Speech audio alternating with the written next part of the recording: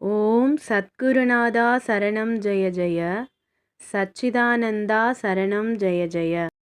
சரியை, கிரியை, யோகம், ஞானப்படிகளை சொல்லுகிறார். சரியை, கிரியை, யோகம், ஞானம் என்று 4 படிகளுண்டு. இதில் 3வது படி ஆகிய யோகம் செய்து யோக சித்தி பெற்றால் எண்ணங்கள் எல்லாம் தலை காட்டாமல் ஓடிவிடும். எண்ணங்களை காட்டாமல் ஓடிவிட்டால் அப்பொழுது அங்கு ஒன்றும் இல்லாமல் வெட்ட வெளியாய் தானாய் நின்று விடுவார்கள். அவ்வாறு நின்று விடுவதே 4ஆம் படியாகிய ஞானமாகும். 3ஆம் படியாகிய யோகத்தை கஷ்டப்பட்டு செய்து யோக சித்தி பெற்றால் ஞானி ஆவார்கள். ஞானியான பிறகு அவர்கள் ஒன்றுமே செய்ய வேண்டியதில்லை. யோக சித்தி பெற்றால் அதுவே 4ஆம் படியாகிய ஞானமாகும். இதற்கு வள்ளலார் பாடல் பிரமாணம்.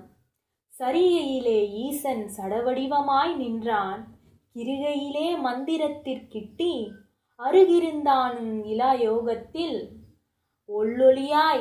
உள்ளொளியாய் நின்றான் ஞானமதிதானாயினன். சரியை, விக்கிரகங்கள், படங்கள் இவைகளை பூஜை செய்வது இது முதற்படி. இதற்கு சரியை என்று சொல்லப்படும். கிரியை, விக்கிரகங்களையும் படங்களையும் பூஜை செய்து இப்பூஜைகள் முதிர்ந்து பழமாய் பழுத்த பின் இதற்கு மேல்படியாகிய மந்திர ஜபத்தை போற்றுவார்கள்.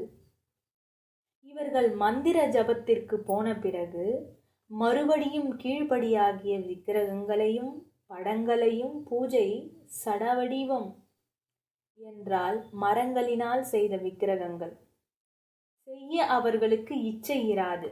இதற்கு கிரியை என்று சொல்லப்படும். இது 2ஆம் படி. இந்த கிரியை மிதிர்ந்து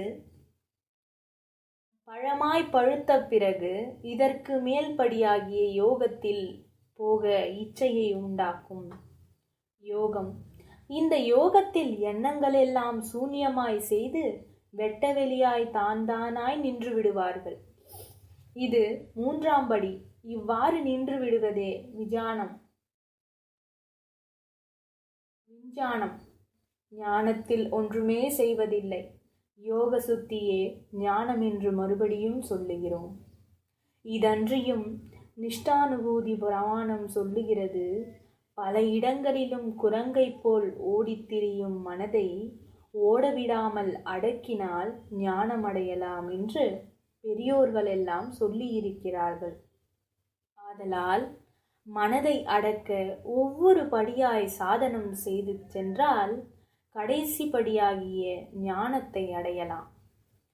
கருத்தினால் இருத்தியே என்று சிவவாக்கியர் சொன்ன இச்சிறிய பாட்டில் எவ்வளவு பெரிதாகிய அர்த்தம் அடங்கி இருக்கின்றதென்று பாருங்கள். இந்த பாட்டின் கீழ் கபாலமேற்ற வல்லிரேல் மூச்சை கபாலத்திற்கு கொண்டு போவாராகில் விருத்தமே பாலராவார். கிழவராயிருக்கப்பட்டவர் அவர் கிழத்தனம் நீங்கி பாலராய் விடுவார். மேனியும் சிவந்திடும், சரீரம் சிவப்பு நிறமாய் மாறிவிடும். யோகிகள் 500-1000 வருஷங்கள் ஜீவித்திருக்கும் ரகசியம் வெளிப்படுத்துகிறோம்.